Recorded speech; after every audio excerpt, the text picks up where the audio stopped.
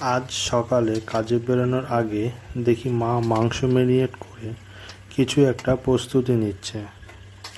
তারপর বেরোনোর সময় আর একজন মহারানী, তিনি বারান্দাটা পরিষ্কার করছেন। তাই একবার এ মাথা থেকে ও মাথা বালতি নিয়ে শুধু দৌড়েই যাচ্ছে। তো যথারীতি ও ঠাকুমাকে সাহায্য করে দিচ্ছে। তো এরপর রাত্রে বাড়ি ফিরে এসে যেন কিসের একটা গন্ধ পায়। তো ফ্রেশ হয়ে দেখি মা বিরিয়ানি করেছে। ব্যাস, এরপর আর ওয়েট করা যায়? তো মা তারপর টেবিলে সাজিয়ে দেয়।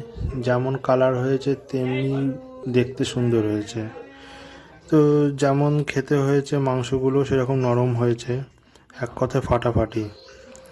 আর আজকের এই বিরিয়ানিটা মা আর বৌদি মিলে দুজনে মিলেই একসাথে করেছে, খুবই সুন্দর হয়েছে। আর বাড়ির বিরিয়ানির সাথে অন্য কোনো